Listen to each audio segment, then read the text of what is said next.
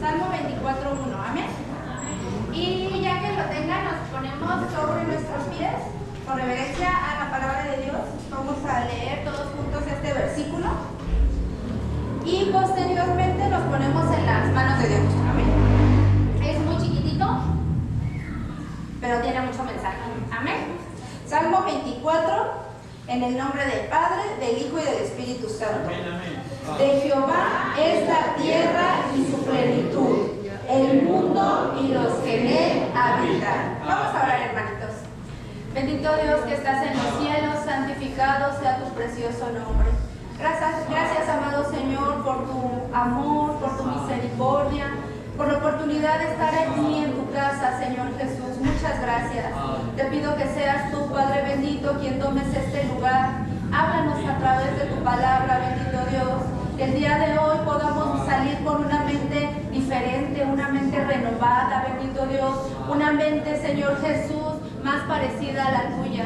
Te ruego que seas tú quien hable, Señor Jesús, a través de mi vida. No permitas que hable nada, Señor Jesús, que sea por mi propia cuenta. Al contrario, bendito Dios, usa mi vida y que tus palabras sean, Padre bendito, las que nos enseñen en esta mañana. En el nombre de tu Hijo amado Jesús. Amén. Amén. ¿Pueden tomar sus asientos, hermanos? El día de hoy vamos a seguir viendo el tema a continuación del tema anterior, que era, ¿recuerdan cuál era el tema? ¿Los que vinieron? La mayordomía, es la mayordomía. Entonces me tocó el tema más complicado, el tema del dinero, ¿verdad? La mayordomía del dinero. Pero antes de pasar directamente al tema, vamos a empezar con una pequeña introducción. Dice este versículo, de Jehová es la tierra. Aquí habla de la tierra física. ¿Cuántos planetas hay? Mercurio, Venus, Tierra, Marte, Júpiter, Saturno, Urano, Neptuno. 9, ¿no? Bueno, es todo, pero ahorita vamos a hablar de la tierra. De Jehová es la tierra, el globo terráqueo. Y su plenitud. Hablando de su plenitud, incluyen todos los recursos. ¿Qué recursos tenemos en esta tierra? Recursos humanos, recursos naturales, el agua, la vida, el aire, pero también es la cultura, las riquezas. Nada queda fuera del dominio de Dios. Todo es de Dios. Dice que Jehová es la tierra y su plenitud. Pero para que no nos quede mayor duda, dice el mundo, hablando también de los océanos, los ríos, montañas, selvas, sabanas, todo lo bonito que vemos en la tierra, todo lo que disfrutamos, los paisajes, los amaneceres, ¿de quién son? De Dios. Y también dice, y los que en él habitan. ¿Quiénes habitamos en el mundo? Nosotros. Los humanos, los animales, las plantas, todo es de Dios. Entonces, ¿qué nos pertenece a nosotros? Nada. Exacto, sí. Entonces, si Dios creó todo y nada nos pertenece, ¿cuál habrá sido el propósito del hombre? ¿Alguien sabe cuál fue nuestro propósito por el cual Dios nos creó originalmente? Vayan buscando a alguien. Voy a necesitar, muchos esgrimadores, son muchas citas. Lo voy a intentar hacer muy rápido, lo mayor resumido, porque es mucho. La verdad, yo cuando estaba estudiando, creo que estudié como 3 semanas este tema y siento que no lo abarqué todo. Entonces voy a intentar ser un poquito muy clara, pero sí voy a necesitar su ayuda con los versículos, ¿vale? Ayúdenme con el Génesis 2:15. Génesis 2:15.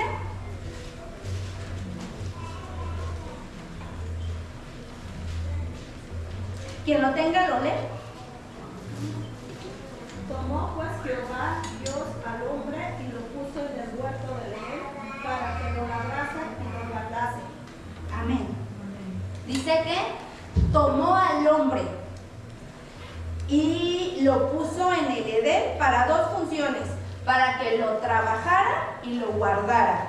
La palabra trabajar es abad, quiere decir ejercer una función, rendir culto, rendir servicio a Dios. Adán fue puesto no como un obrero explotado, sino como un colaborador. pero al servicio de Dios, ¿verdad? Para que lo trabajara y lo guardara. ¿Qué es guardar? Cuidar. La palabra en hebreo es shamar, quiere decir proteger, mantener el orden, impedir la corrupción, es decir, era custodiar lo que él le había ordenado. Tenía que custodiar, no todo, solo una parte, que era el huerto del Edén, ¿verdad? Entonces, ¿qué era Adán? Un siervo, un mayordomo, ¿verdad? ¿Alguien que me ayude a leer ahí donde estaban en el versículo 19? Génesis 2:19. Jehová Dios tomó pues de la tierra toda bestia del campo y toda ave de los cielos y las trajo a Adán para que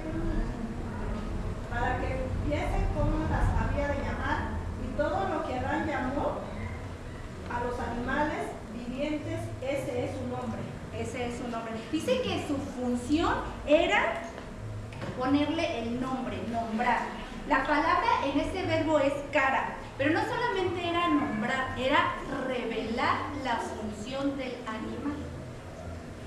Era establecer una relación con él, reconocer la esencia del animal. Dios nada más le dijo, le vas a poner pato, perro y bueno, en ese tiempo no era ese idioma, era otro idioma, pero nada más le dijo eso. No, tienes que ver la esencia del animal, para qué funciona, cuál es su función, para qué nos sirve. Y yo, analizando este tema, dije, wow, a Dios le importa el nombre de las cosas. No sé si recuerdan un poco en la historia cómo Dios les ponía o nombraba a las personas, les decía ese va a ser su nombre. Y si un nombre no era de acuerdo a su propósito, ¿qué pasaba? Se lo cambiaba. Es el caso de, por ejemplo, Jacob, ¿no? De Abraham, de Sara, ¿de quién más? De muchos personajes, ¿verdad? Decían, ¿sabes qué? Este no es tu propósito, te voy a cambiar el nombre. ¿Por qué? Porque el nombre revela nuestra esencia. No es nada más, ay, lo vi, se ve bonito. No, el nombre revela tu esencia. Y también la de los animales. Y es muy bonito pensar en cómo Adán colaboró con Dios. O sea, Dios creó al mundo y dijo, a ver, Adán, tú me sirves bastante, tú tienes un propósito. Tienes que pensar en el nombre de los animales, en su esencia, en su función, en qué nos pueden colaborar. Y si piensan en los animales, las abejitas, las lombricitas, yo estaba pensando en las lombrices, insecto que dices, bueno, ¿para qué funciona? Pero se mete en la tierra, se mete, ¿y qué hace? Oxigena la tierra. ¿Y qué pasa cuando oxigena la tierra? Alimenta las plantas, hace que las plantitas se alimenten de eso. Cuando hace del baño, su excremento es fertilizante para las plantas. Entonces imagínense cómo Adán pensó en cada función. No nos puso como siervos bajo su dominio, nos puso como colaboradores. No me sirven para algo, tenemos que cuidar el jardín, dice. Ahora, pensando en esto, con la premisa que vimos desde el inicio de que Dios es el dueño de todo, absolutamente todo. Entonces, si Dios es el dueño de todo, Él no es el administrador, Él no lo administra. ¿Quién lo administra? El hombre. Entonces, Dios es el dueño, nosotros somos sus administradores. Ahora, ¿cómo vivimos? ¿Como dueños o como administradores? Pensemos un poquito en nuestra vida. ¿Cómo vivo? ¿De quién es la riqueza? Y a veces queremos aferrarnos a algo que ni siquiera es nuestro, ¿verdad? Nos aferramos al dinero, nos aferramos a las cosas que hay aquí en el mundo y ni siquiera nos pertenecen. Vamos a empezar con la mayordomía. ¿Qué es la mayordomía? ¿Alguien me podría tener una idea de qué es la mayordomía? ¿De lo que vieron la semana pasada? Es el acto de administrar responsablemente algo que no nos pertenece, no nos pertenece. Ajá. Algo que nos ha sido confiado, no nos pertenece, lo vamos a administrar. Y el mayor ejemplo de la administración viene en Génesis y es el de José. ¿Recuerdan toda la historia de José? No voy a abundar tanto en ella, pero en Génesis 39:4 dice: y José halló gracia ante sus ojos y le servía ante los ojos de Potifar. Y él le hizo mayordomo de su casa y entregó en su poder todo lo que tenía, todo. Ahora, pensemos un poquito en la historia de José. ¿Quién era José? Fue un jovencito que lo vendieron. Llegó a Egipto siendo un esclavo, ni siquiera un siervo, era un esclavo. Y llegó ahí y lo compró Potifar y lo puso ahí. Pero dice que en todo lo que José hacía, ¿qué? Prosperaba, porque tenía un propósito. El propósito de José, Dios se lo había entregado, Dios ya sabía, por eso le revelaba sueños, por eso lo envidiaban las personas, y su situación era buena. O sea, si pensamos en José, su situación era la peor. O sea, llegó a ser un esclavo, lo vendieron. Si las personas actualmente nos guiáramos por nuestra condición, jamás seríamos como José, porque muchas veces, ¿qué pasa? Nos victimizamos. Ay, es que yo no tengo dinero. Ay, es que los demás tienen un mejor trabajo y yo no. Ay, es que todos suben y yo no subo. Ay, es que nos quejamos de todo, José es nuestro ejemplo. Él era un siervo y dice que llegó ahí siendo un siervo. ¿Y qué pasó? Dios lo prosperó, Dios estaba con él y todo lo que él hacía prosperaba. Dios no lo hacía por él, él lo hacía. José tuvo que utilizar su intelecto, ¿verdad? Y dice que administraba las cosas de su amo. Posteriormente, o sea, como si fuera poco que fuera un esclavo, ¿qué pasa? Dice que se enamoró de él la esposa de Potifar. Lo vio guapito y dijo: ah, me gusta, ¿verdad? Me gusta, lo quiero para mí. Pero José, pese a su condición, que no era la mejor, dijimos que era un siervo, él era fiel a Dios. Él no se quejó con Dios y dijo: tú no estás conmigo porque me vendieron mis hermanos. No, él dijo: ¿cómo voy a ofender a Dios? Él no lo hizo primero por su amo. Él dijo: yo no voy a ofender a mi Dios acostándome contigo. Y ahora, primero respetó a Dios y después respetó a Potifar. Y le dice más adelante en uno de, creo que en el 39:7,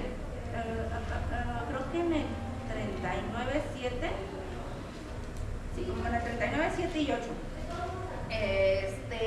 le dice: a ver, Potifar me puso todo en sus manos, todo me lo entregó a mí, no era de él, pero me lo entregó. Solamente una cosa no me entregó, y eres tú. Dice: ¿cómo voy a yo defraudar a Dios y a mi amo cuando me puso su confianza? ¿Y qué pasó? Huyó.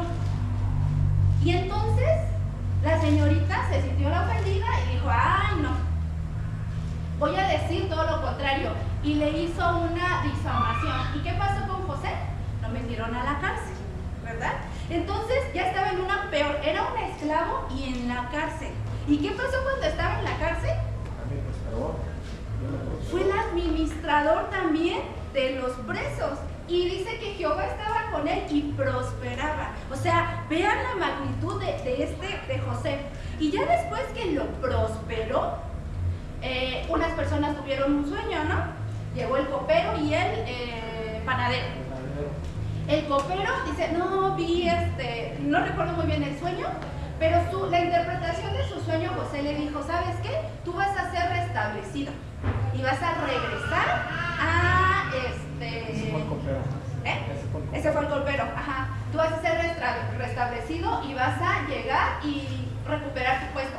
Y al panadero, que creo que él veía un pan y que las aves comían de ahí, ¿verdad? Ajá, entonces dijo: no, dice, tú vas a perder la cabeza en los mismos días. Y se cumplieron. Y le dijo José al copero: cuando estés allá, acuérdate de mí. Bueno, el copero llegó y se olvidó de José hasta que Faraón tuvo un sueño. Y después se acordó y dijo, y en la cárcel había un hombre que revelaba sueños y era egipcio. Entonces lo llamaron, dice que le cambiaron las ropas y llegó y le interpretó el sueño de las 7 vacas gordas, las 7 vacas flacas. ¿Y qué pasó? Eran 7 años de prosperidad y 7 años de pobreza. Y luego, al ver el faraón, cómo Dios estaba con José y tenía intelecto, decía, ¿sabes qué?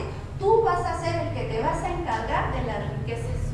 Tú vas a ser el mayordomo. Y después le dijo, solamente por el trono yo voy a ser mayor que tú, pero todo va a estar bajo tu dominio. Y entonces vemos a un gran mayordomo. ¿Y qué hizo? Dice que empezó a juntar la riqueza y de todas las semillas, y cuando fue el tiempo de prosperidad, todo lo juntó. Y cuando fue el tiempo de pobreza, entonces empezaba a racionar las cosas. Y llegaron de los pueblos, dice que todos los egipcios, fueron con él y le pedían comida. Pero no solo todos los egipcios, sino todos los de Canaán, ¿verdad? Fueron, y ya fue cuando se encontró con su familia. El punto es que José administró también las cosas del faraón, que dice que aumentó su riqueza, terminando, dice que cuando ya pasó el hambre, las riquezas del faraón eran mayores que las que tenía. De hecho, iba la gente y decía, ya no tenemos dinero, entonces, ¿qué falta? ¿No sabes qué? ¿Tienen ganados? Sí. Pues traigan sus ganados. Ya no tenemos ganados. ¿Tienen tierras? Traigan sus tierras. Ya no tenemos tierras. Pues entonces, ¿qué tienen? Ustedes, sus fuerzas, ¿verdad? Pues ustedes van a ser sus siervos del faraón y yo les voy a dar su comida, pero ustedes van a estar al servicio del faraón. Toda la tierra fue del faraón gracias a José. José fue el mejor administrador y pese a eso no era su riqueza, pero él disfrutaba de las riquezas del faraón, ¿verdad? ¿O José estaba como un esclavo? No, le cambiaron las vestiduras, era el gobernador, era el administrador y también gozaba de esos privilegios. Amén. Amén. Como administradores nosotros administramos las riquezas de Dios, pero no son nuestras. Como en el trabajo, cuando vamos a trabajar, ¿de quién son las cosas? Del patrón, no son nuestras. ¿Cómo administramos las cosas de otros? Eso también nos los va a demandar Dios, porque a veces cuando son jefes, dicen, no, pues tengo que ahorrar, porque tengo que pagar ciertas cosas, ¿verdad? Y tengo que hacer esto, y tengo los jefes piensan mucho en que tienen que ahorrar, pero a veces las personas que trabajan para ellos, total, no es mío, ¿verdad? Es del jefe. Entonces, él ha de tener mucho dinero, y a veces desperdiciamos las cosas que no son nuestras. ¿Ustedes creen que eso sea correcto? No, somos administradores. Dice la Biblia, todo lo que hagan, háganlo como para Dios y no para los hombres, porque eso también nos va a ser demandado. Entonces, pensando un poquito, ya con esa introducción, pensemos un poquito en el dinero. ¿Para qué nos sirve el dinero?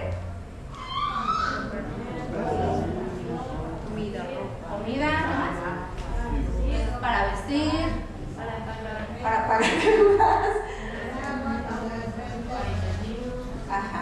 Sí. Para todo eso nos sirve el dinero. Yo encontré 3 cosas para las que nos sirve el dinero y curiosamente solamente mencionaron una. Ustedes, todas las que mencionaron solo es una. La primera cosa o para lo que nos sirve el dinero es para satisfacer nuestras necesidades básicas y las de nuestra familia, ¿verdad? No solo las nuestras, las de nuestra familia. ¿Qué dice 1 Timoteo 5:8? Quien lo tenga lo puede leer. 1 Timoteo 5:18.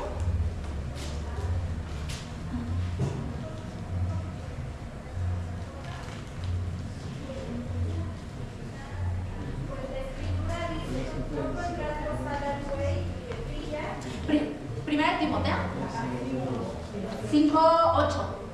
5:8. Porque si el uno no come para los suyos, mayormente para los de su casa, ha negado la fe, es peor que el la primera función del dinero es satisfacer nuestras necesidades y la de nuestra familia.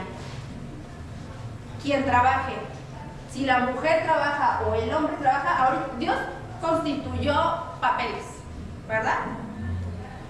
El hombre es la cabeza del hogar, siempre va a ser la cabeza, y la mujer es la administradora del hogar. Muchas veces, y más en esta época que ya un sueldo no rinde, tienen que trabajar las dos personas, pues los dos, ¿verdad? Los dos tienen que trabajar y los dos tienen que poner el dinero. Pero el dinero es necesario para satisfacer nuestras necesidades básicas y las de la familia. Si nosotros no le estamos proveyendo a nuestra familia, dice que somos peor que los incrédulos. Dice, especialmente ha negado la fe y es peor que un incrédulo. El primer mandamiento que tenemos aquí, hablando del dinero, es proveer a nuestra familia. Amén. Tiene que proveer a su familia. Esa es la primera. El número 2, y este es el que va a entrar un poquito, o espero que no, la verdad. Yo estaba viendo muchos videos y pensaba mucho en las personas que decían un poco del dinero, y decía, bueno, creo que el dinero habla de la condición de nuestro corazón. El segundo punto es para financiar el reino de Dios. Ese es el segundo propósito del dinero, financiar el reino de Dios. ¿Cómo podemos financiar el reino de Dios? A través de nuestros diezmos, de nuestras ofrendas y de nuestras primicias. Ahora, este es un tema complicado para decir porque yo estaba leyendo y creo que sí coincidía con muchas personas. La mentalidad mexicana, la mentalidad humana, pero la mentalidad mexicana es que somos muy tacaños, no nos gusta dar. Estaba hablando un judío que decía, es un judío mesiánico, y decía que, hablando de la comunidad judía, para que una persona pueda entrar a la comunidad judía, tiene que entregar sus cuentas. Esta es mi empresa, aquí están mis libros. Y en la comunidad judía dicen, ok, este es tu libro, ok, esto es para la comunidad, esto es tu libro, esto va a ser para la comunidad, ellos lo entregan. Por eso, ser miembro de la comunidad judía pesa, les pesa económicamente, pero son bendecidos, les ayudan, la verdad, y todo eso es bíblico, todo viene en la Biblia. Cuando estaba yo estudiando, de verdad, hablar del tema de la ofrenda, del diezmo, las primicias, es un tema extenso. Ahorita vamos a resumir en unos cuantos minutos, pero es un tema que de verdad podría ser para días, hablarlo en días. Pero bueno, vamos a seguir. La ofrenda habla de la condición de nuestro corazón. Dice la Biblia, cada uno dé como propuso en su corazón, no con tristeza ni por necesidad, porque Dios ama al dador alegre. Yo escuchaba que muchos decían, no, la ofrenda, el diezmo, las primicias son del Antiguo Testamento, es de aquel pacto, es para los judíos. Si pensamos un poquito en la Biblia, en la iglesia, todavía daban más la iglesia primitiva. Dice que vendían todas sus posesiones y se las traían a los discípulos y les decían, aquí está. Y dice que los discípulos decían, ok, somos miembros de una comunidad. Bueno, lo repartían de acuerdo a sus necesidades. Hay personas pobres, vamos a darles a ellos. Y dice que no había ningún pobre en la iglesia primitiva, porque todos daban. Porque sabían que las riquezas no eran de ellos, eran de ¿quién? De Dios. Y eran entonces para los hijos de Dios. Pero Dios estableció un orden. Dice que tenemos que dar diezmos, ofrendas y primicias. Y vamos a entrar un poquito en los diezmos. Cuando yo estaba estudiando lo de los diezmos, las ofrendas, vi que la palabra ofrenda es un presente, una donación, un homenaje y es también un sacrificio. En el Antiguo Testamento habían 5 tipos de ofrenda. ¿Alguien sabe cuáles eran esos 5 tipos de ofrenda? La primera era la ofrenda de holocausto, la ofrenda de cereal, la ofrenda de paz, la ofrenda de pecado y la ofrenda de culpa. Viene el Levítico del 1 al 5, vienen esas 5 ofrendas. Holocausto, grano, cereal o fruto, sus primeros frutos, la ofrenda de paz, la ofrenda de pecado y la de culpa. Son 5 ofrendas. De estas 5 ofrendas, 3 de ellas eran ofrendas de gratitud, las primeras 3. Y 2 de ellas eran ofrenda por pecado. Dentro de estas 5 ofrendas también habrían 4 ofrendas que eran de sangre, es decir, que tenía que haber un sacrificio de sangre. Y solamente una ofrenda era solamente de entrega. Okay. La primera ofrenda es la de holocausto. La ofrenda de holocausto se entregaba entregando un aroma grato a Dios. Era para reflejar a Dios en su vida. ¿Sabes qué? Te traigo esto. Te traigo esto. Le traían unos animales. De hecho, si en Levítico Dios decía, ¿sabes qué? Puedes traer ganado o puedes traer un cordero, pero si no tienes, puedes traer 2 palomitas. Y si no tienes de plano, pues puedes traer harina, ¿no? O sea, Dios veía la condición de cada persona. Dice, ¿sabes qué? Tienes tanta cantidad, bueno, vas a dar eso.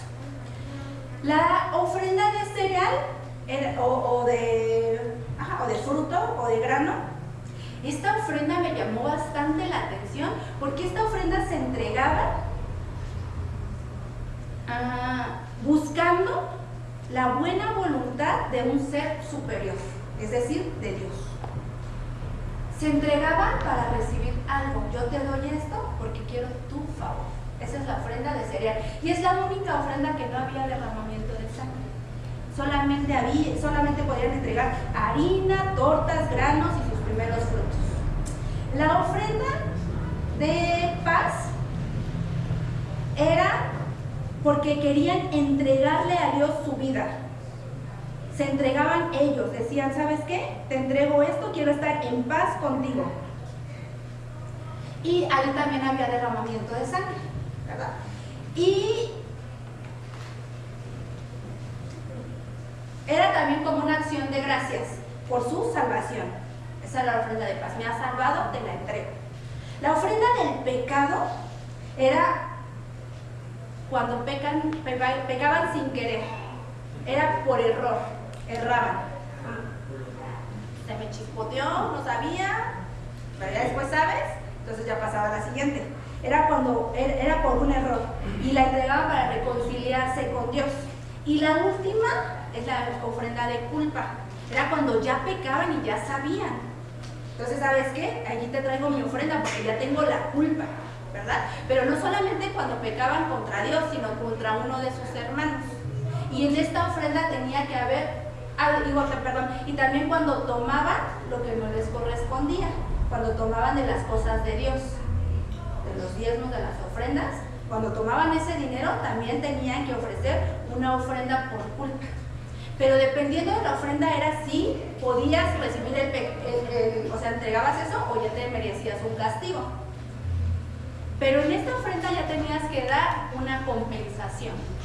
En esta última ofrenda, si tú ya pecabas por culpa y dabas una ofrenda, ya tenías que dar una compensación. Cuando Jesús vino, Él fue el sacrificio. Él fue el sacrificio y posteriormente, ¿cuántas ofrendas dijimos que eran de sangre? ¿De estas 5? 4 eran de sangre. Cuando Jesús vino, Él fue el holocausto, Él nos reconcilió con Dios, Él nos quitó el pecado y nos quitó la culpa. Su sangre preciosa nos perdonó y entonces estas ofrendas quedaron saldadas. Y solamente una ofrenda quedó para que le pudiéramos ofrecer. Y casualmente es la que nosotros recibimos un favor. La ofrenda de los granos y de los frutos es la única que no tenía derramamiento de sangre y era cuando nosotros le entregábamos algo y íbamos a recibir un favor. O sea, Dios pensó hasta en eso en nosotros y dijo, ¿sabes qué? Esta ofrenda es la que me vas a ofrecer, tus primicias, tu ofrenda, porque yo te quiero bendecir. La ofrenda de cereales era yo te entrego, pero tú me das. Y esta es la ofrenda que Dios nos permite seguir haciendo.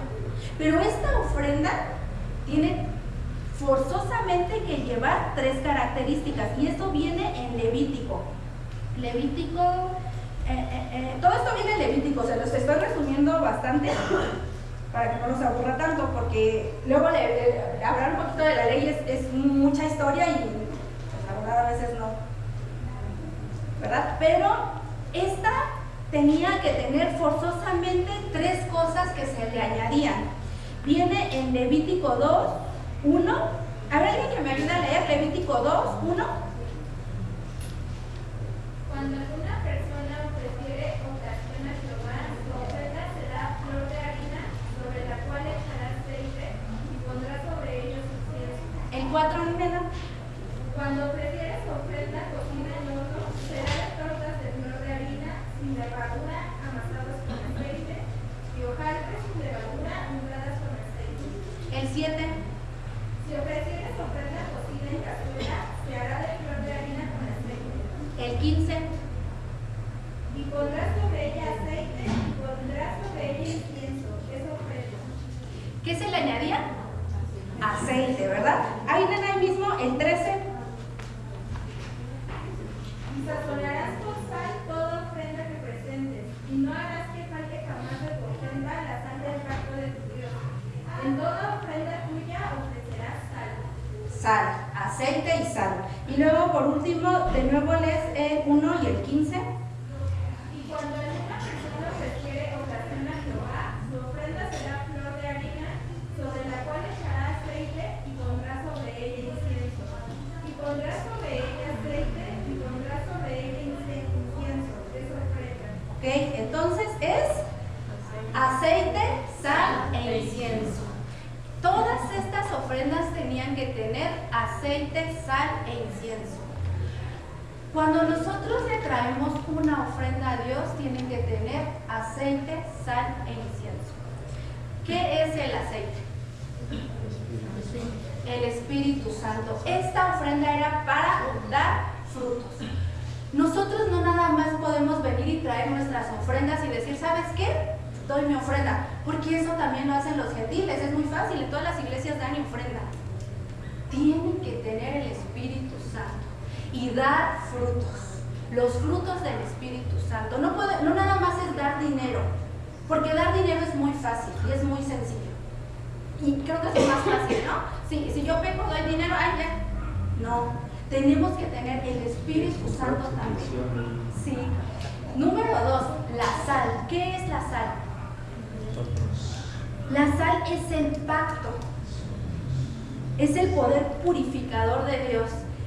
La sal es el pacto que tenemos entre Dios. Dios vino y nos hizo un pacto. Dios nos hace pactos todo el tiempo. Que dice, pídeme y te daré por herencia las naciones. Pídeme, pídeme. Tenemos que hacer un pacto con Dios. Dios vino y hizo un pacto. Por eso es necesaria la sal, es necesario ese pacto. Y 3, el incienso. No podemos traer nuestra ofrenda si no hay oración. El incienso son las oraciones de los santos. Es este humo que sube y ese olor fragante a Dios. Nosotros cuando presentamos una ofrenda tiene que tener incienso, sal y el aceite. No podemos venir y nada más darlo, no. Tenemos que venir y decir, Dios, aquí te lo traigo, porque quiero dar fruto, porque sí quiero que me bendigas, pero ese no es el propósito. Ese no es el propósito de la ofrenda, del diezmo y de las primicias. El propósito es la obediencia. Te traigo, te entrego porque te amo, no porque quiero. Y eso es lo que muchos cabalistas usan. Es decir, ¿sabes qué? Es la llave de la abundancia, el darle a Dios. Y sí nos bendice, pero no es un secreto místico. Es obediencia a Dios. Es Dios, yo te amo, porque Jesús dice, y Jesús nos dijo en el Nuevo Testamento, y creo que él criticaba más bien a los escribas y a los fariseos, y que les decía, ustedes van y dan para ser vistos, para que los demás los vean. Y les decía, hipócritas, o sea, les hablaba muy fuerte Dios, y les decía, pero es necesario que den esto con un corazón agradecido, porque a Dios sí le importa el corazón. Amén. El cómo hacemos las cosas sí le importa. Cuando él se puso y dijo que se puso en las arcas, a ver las arcas,